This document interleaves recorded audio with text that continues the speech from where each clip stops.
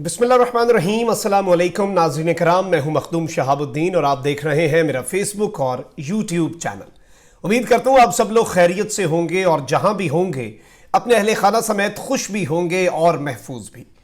नाज़रीन कराम, पाकिस्तान के अंदर मौजूदा निज़ाम हुकूमत और पाकिस्तान का मौजूदा आइन यानी कि 1973 का आइन, इसके मुतल्लिक और इसकी तमाम तर प्रैक्टिकलिटीज जो हैं वो इस वक्त पूरी कौम देख चुकी है। और ये इस तरह का निज़ाम इस वक्त इस मुल्क के अंदर नाफिज है जिसमें एक शख्स आकर कुछ भी नहीं कर सकता।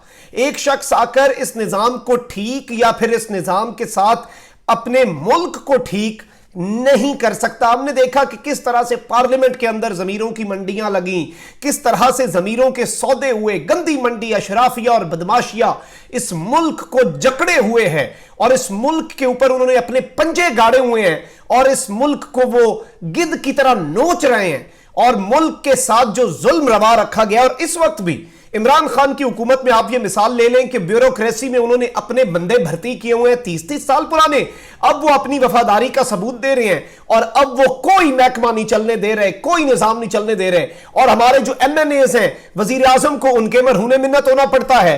किसी पर हाथ डालने की बात हो, इत्तेहादी नाराज हो जाते हैं, किसी पर हाथ डालने की बात हो, जमहूरियत खतरे में आ जाती है, मुल्क का लूटा हुआ पैसा वापस मंगवाना हो तो जमहूरियत जी फिर से खतरे में आ गई। तो इस सब के अंदर नाज़रीन किराम, मैं बार बार ये बात रिपीट कर चुका हूं और अब तो इमरान खान के इंतहाई करीब समझे जाने वाले और इमरान खान के साबिक खिलाड़ी जो हैं वो भी मैदान में आ गए हैं और उन्होंने नया आइन बनाने का मुतालबा कर दिया है। और 73 का आइन जो है ये पाकिस्तान की मईशत, पाकिस्तान की तरक्की, पाकिस्तान की बेहतरी में सबसे बड़ी रुकावट है।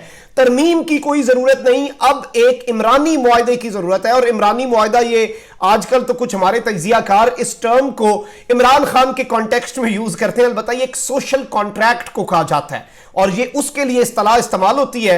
और इस वक्त हमारे मुल्क को इस तरह के एक सोशल कॉन्ट्रैक्ट और एक इमरानी मुआहदे की जरूरत है।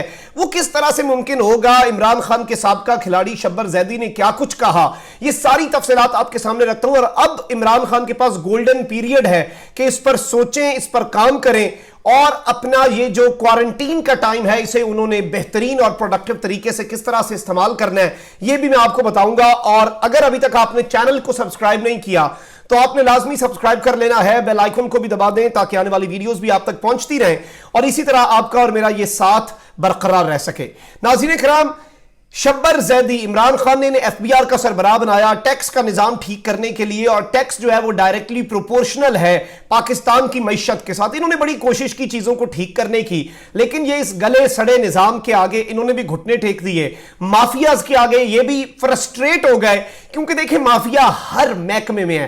ताजिर बाहर निकल आए कि 50,000 से ऊपर रुपए वाली शर्त आपने क्यों रखी, हमारी खरीदारी कम हो जाएगी। और ये जो बड़े बड़े लोग हैं, ब्लैक मनी जो है उसके ऊपर जब भी किसी महकमे पर, किसी फील्ड पर हाथ डाला जाता है वो इकट्ठे हो जाते हैं और हुकूमत को फिर प्रेशराइज करने का सिलसिला जो है वो जारी रखा जाता है। आप मीडिया की मिसाल ले लें, इससे पहले अरबों रुपए का आपका और मेरा जो पैसा है टैक्स का वो इन्हें इश्तिहारों में दे दिया जाता था और जब इनके इश्तिहार बंद हुए उन्होंने कहा कि आपको सिर्फ उतने पैसे दिए जाएंगे जितने बनते हैं।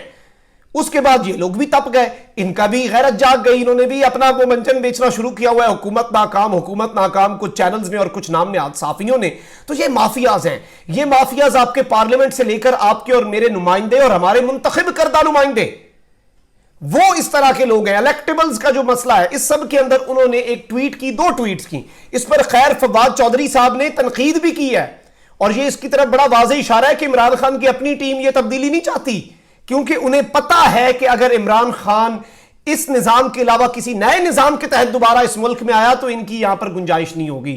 शब्बर जैदी साहब कहते हैं, ये आप ट्वीट भी अपनी स्क्रीन पर मुलाहिजा फरमाएं, मेरे आबाओ अजदाद ने पाकिस्तान बनाया और मैंने 40 साल इस मुल्क की खिदमत की, अपने शोबे में सबसे ज्यादा टैक्स दिया। मेरा फर्ज है कि इस मुल्क के गरीब अवाम के लिए कुछ किया जाए। सियासत की मौजूदा शक्ल खौफनाक हद तक खराब है। पाकिस्तान को एक नया इमरानी मुआहिदा करना होगा, पाकिस्तान को एक नया सोशल कॉन्ट्रैक्ट करना होगा, सारे स्टेक होल्डर्स को बैठना होगा। और आगे लिखते हैं कि 1973 का आइन जो है ये मुअस्सर नहीं है, یہ اس ملک کی ترقی میں ایک بڑی رکاوٹ ہے۔ شبر زیدی صاحب نے اس کے 2 گھنٹے بعد ایک اور ٹویٹ کیا، پاکستان ایک ریاست ہے اور اس کے آئین کو وقت کے ساتھ تبدیل ہونا چاہیے، یہ برائی نہیں اچھائی ہے۔ ہم سب آج کے حالات سے مطمئن نہیں، ہم سب سے پہلے معاشی حالات کو سدھارنا ہے۔ میری ساری زندگی ڈاکیومنٹیشن اور ڈسٹریبیوشنل ایکویٹی کو بچانے میں گزری، FBR سے باہر مشن مکمل کرنا ہے۔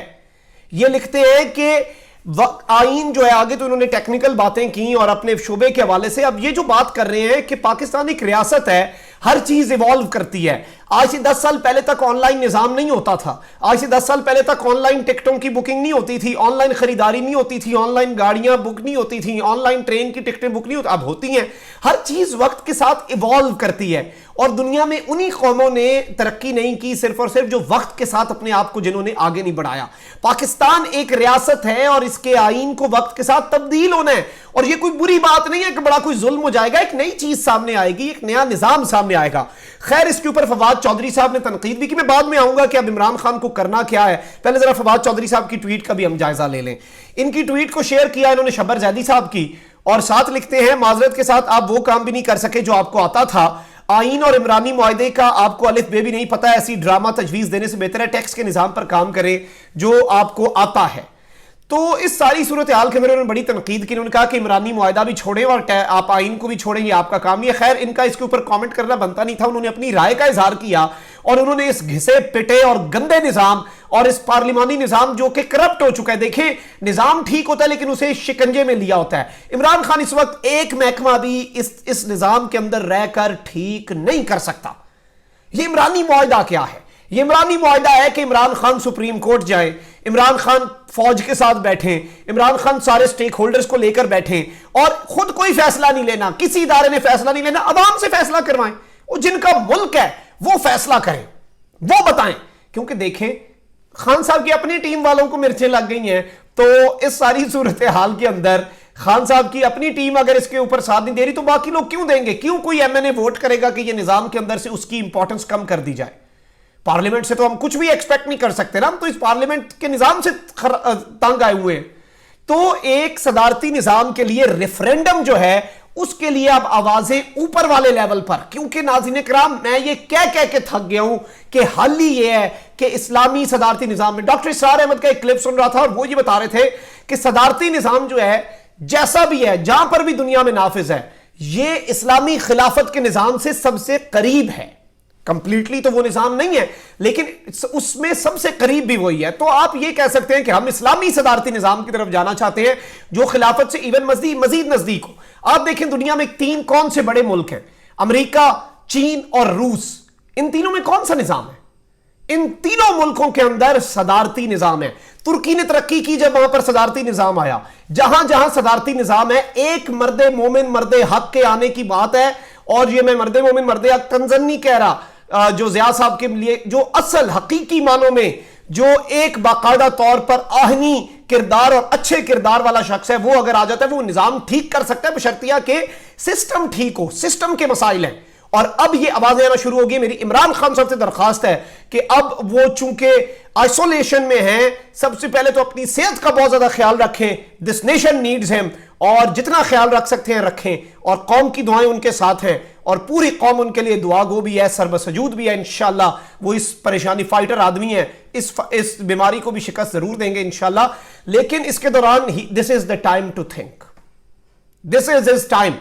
یہ 14-15 دن وہ سوچیں اس کے اوپر، اسے اپنے ذہن پہ سوار کریں خان صاحب کہ یہ ملک جو ہے اس کے اندر آپ نیا نظام لائیں، سپریم کورٹ سے رجوع کریں، فوج کو لے کے بیٹھیں، سب بیٹھ کر ایک نیا سوشل کانٹریکٹ لائیں، ایک نیا عمرانی معاہدہ آئے اس ملک کے اندر۔ عوام سے پوچھیں ریفرینڈم ہونا ہے کہ نہیں۔ عوام نہیں کہتی تو پھر ٹھیک ہے جی، جو عوام کو چاہیے وہ ہوگا، لیکن عوام سے پوچھے تو صحیح۔ ایک ریفرینڈم کی ضرورت ہے اس وقت ملک کو، اور اس کی آواز شبر زیدی جو ہے وہ باقاعدہ طور پر لگا چکے ہیں۔ چینل کو آپ نے ضرور سبسکرائب کرنا ہے، اس ویڈیو کو آپ نے لازمی شیئر کرنا ہے تاکہ یہ بات زیادہ سے زیادہ لوگوں تک پہنچ سکے۔ اپنی رائے کا اظہار کامنٹ میں کریں کہ کیا آپ شبر زیدی صاحب کی بات سے اتفاق کرتے ہیں، یا پھر جو فواد چودھری صاحب کہہ رہے ہیں کہ سب کو اپنے کام سے کام رکھنا چاہیے اور یہی کرنا چاہیے۔ آئی ڈو ریسپیکٹ ہم، بڑا اچھا کام کر رہے ہیں اپنی فیلڈ کے اندر، اپنی سائنس اینڈ ٹیکنالوجی کا جہاں تک تعلق ہے، لیکن اس بات کے اوپر میں ذاتی طور پہ شبر زیدی صاحب کے ساتھ میں تو اتفاق کرتا ہوں. آپ نے کامنٹ میں بتانا ہے کہ آپ کو کیا لگتا ہے. اپنا بہت خیال رکھیے گا, اپنے ارد گرد لوگوں کا بھی اور اس ملک پاکستان کا بھی. اللہ تعالیٰ پاکستان کو سلامت رکھے, اللہ تعالیٰ پاکستان کو تا قیامت رکھے. اللہ نگہبان. پاکستان زندہ باد.